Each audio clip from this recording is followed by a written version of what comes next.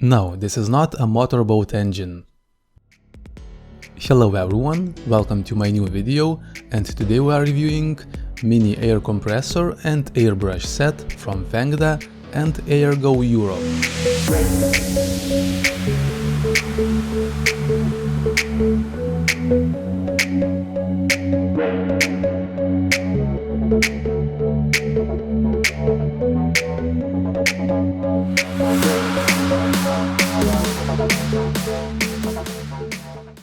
So as with every review, let's start with the unboxing. So inside of this tiny box we will get warranty information booklet, detachable airbrush holder, braided air hose with 2 threaded connections, compressor unit itself, detachable power brick, double action airbrush with a case. So let's get a closer look at the airbrush itself. It comes in this nice protective case, and the model is Fengda FE207. Inside of this case we get airbrush itself with a few accessories, such as connector for DIY air hose, spanner for the nozzle, and a pipette. So from the first glance, airbrush looks like a quite decent tool, well, basically like all airbrushes from Fengda. It has all the necessary features for the proper airbrush, such as dual action trigger, smooth and polished color cup with a lid, detachable air cap protector and the nozzle, detachable handle and trigger spring retentioner. First drawback that comes into my mind is that small color cup.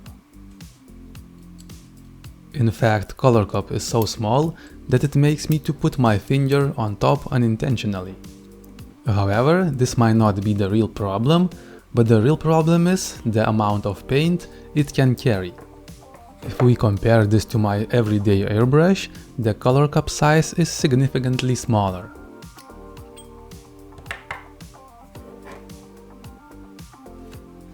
If we compare color cup lids, you can obviously see a huge difference.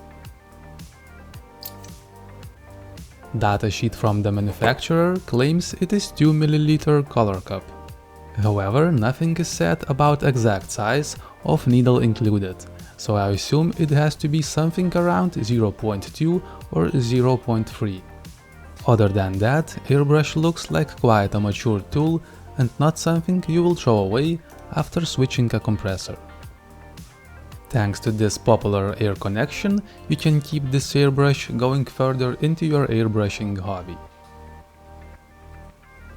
You can also be sure that spare parts will be available and you will be able to keep your airbrush running.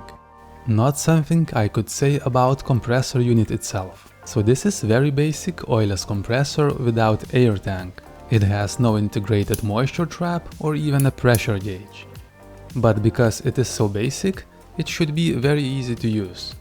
Other than 4 rubber feet, simple pressure regulator and airbrush holder, there are no features to talk about.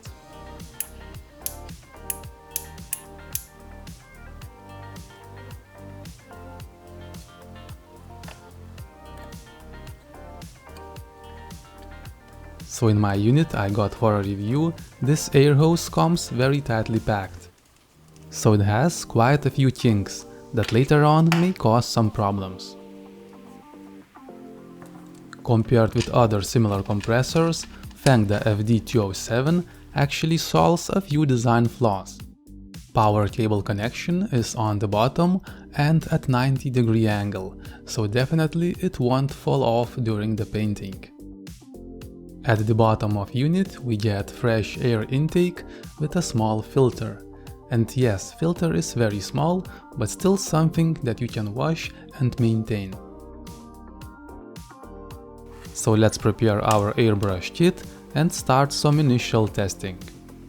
So I hooked up all the necessary pieces, and before we go any further, I have to mention this compressor has auto stop function. So what it basically means, when you press onto airbrush trigger, compressor starts pumping air, and when you release trigger, compressor stops.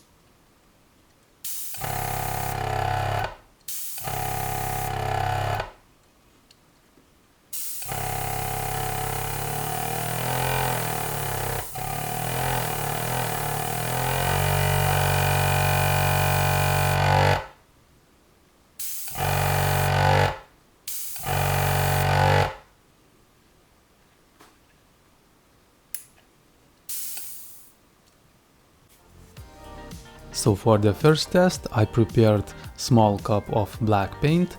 This is a very generous mixture because I added lots of thinners, but this way we will able to test control of the trigger, the intensity of color and spray patterns. So first I'm painting some lines and swirls. This way I will test how even is the air delivery. Also I left compressor on the table so you can judge the noise levels. Currently I am unable to determine exact PSI, but all that I can say is that I'm using the lowest pressure setting.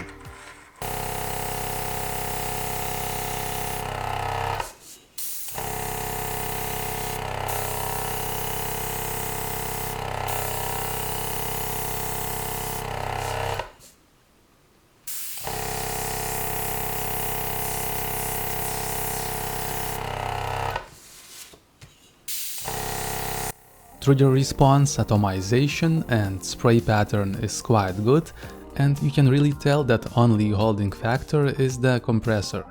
I'm not saying that compressor is holding back that airbrush that much, but it's definitely not a perfect combo.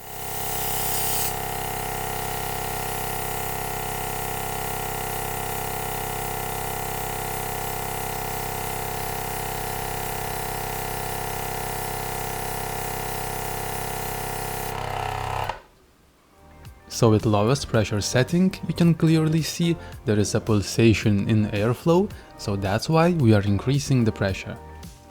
With higher pressure setting, we get better results, but also we get more noise.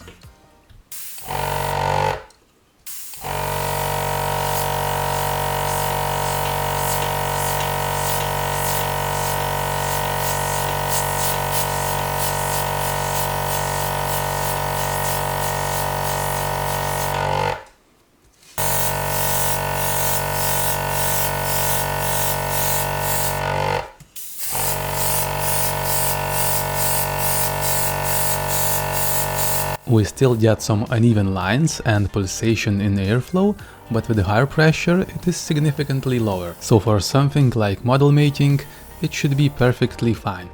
But if you do lots of handwriting and t-shirt art, this is not ideal combo for you.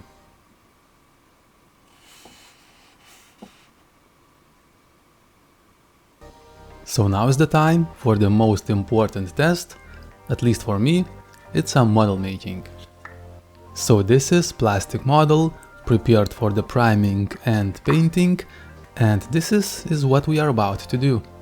I will use Tamiya's lacquer based paint with metal flake LP41, and for the primer we will use Mr. Hobby's Mr. Surfacer 1000. I mixed primer with ratio 2:1 and started priming.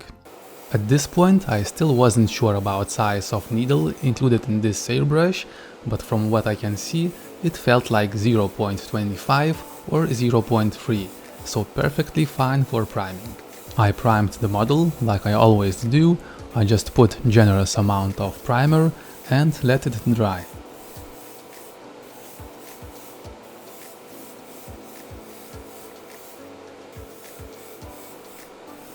Going halfway through the priming procedure, I needed to refill the cup, because 2 mils is really small color cup, but it is what it is.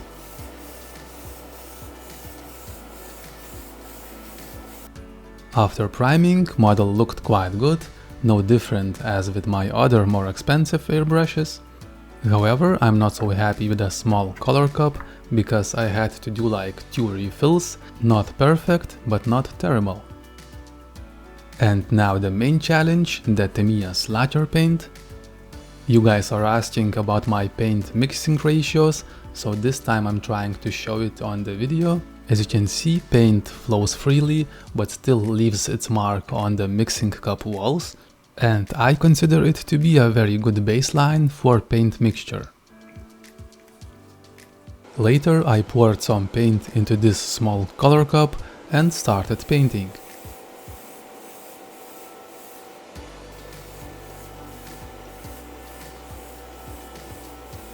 I started with light mist coat and tried to build up onto nice and even shiny coat.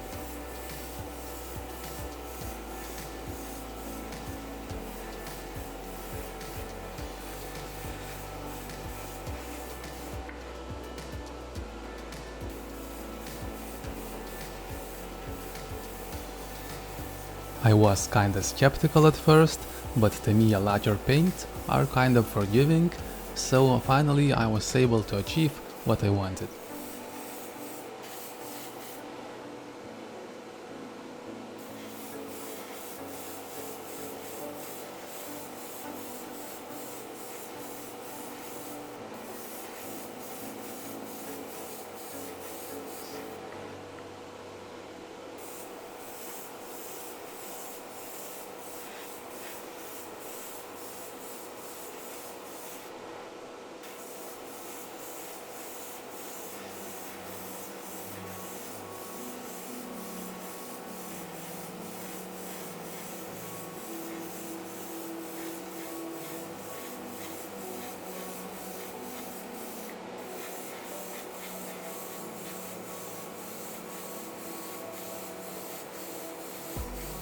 So this is car body after 2 coats of paint that equals into 4 full refills of that 2 ml color cup.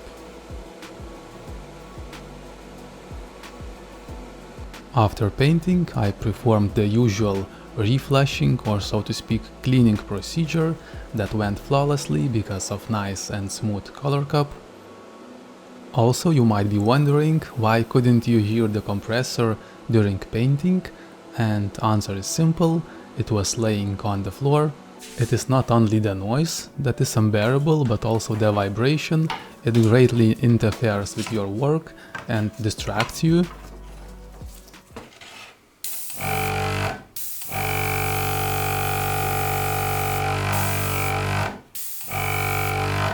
And because compressor has fresh air intake on the bottom, I wouldn't really recommend it to keep it close to you while you're painting. So let's get back to our model and how it turned out. As you can see, paint finish is quite nice, and most of the beginners would be stoked to have such a result. However, the main selling point for this kind of compressor sets is not the result you can get, but the affordability, mobility, and simplicity to use. So after all these tests, I was still really curious and wanted to know what is the real pressure of this compressor, so I figured the way to connect my own pressure gauge. This way we can test Airbrush in working position and see if fengda is lying on the box.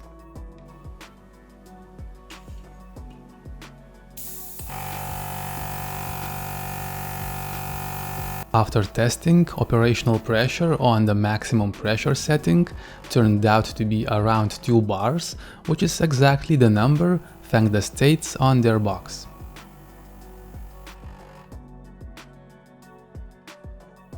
And this number is obviously lower on the lowest setting.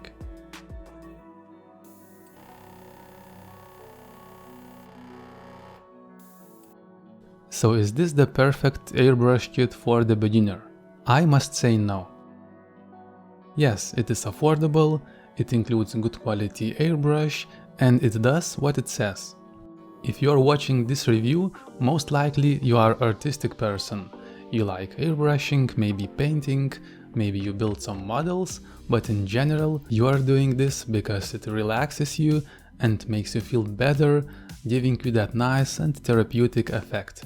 And I can hardly imagine this happening with that terrible noise coming out from that compressor. So maybe if you like listening to music with the headphones, it could be a solution, but that's a big no for me. I know it might sound like I'm joking, but I'm really not, because I just used a spray boot and it generates a lot of noise, but it is still better than that compressor. So have you ever heard the stories about people who saved their money to buy a similar kit and then their parents or wife or girlfriend wouldn't allow them to use this kind of tool simply because of unbearable noise? But if you are a complete beginner and noise is not a concern for you, go ahead and just get this kit. It will teach you all the necessary mechanics required for airbrush operation. You will get a good taste on how it feels to use proper tool and not a toy grade stuff. If you later on decide to upgrade and move on to the better stuff, you can still keep the airbrush and keep on using it. So overall, this is a minimal risk investment for your hobby, because I really believe modeling hobby should be accessible to everyone. So it will be it for fengda airbrush set review. I really hope I helped you in some way. Thank you for watching and see you soon in my next modeling episode.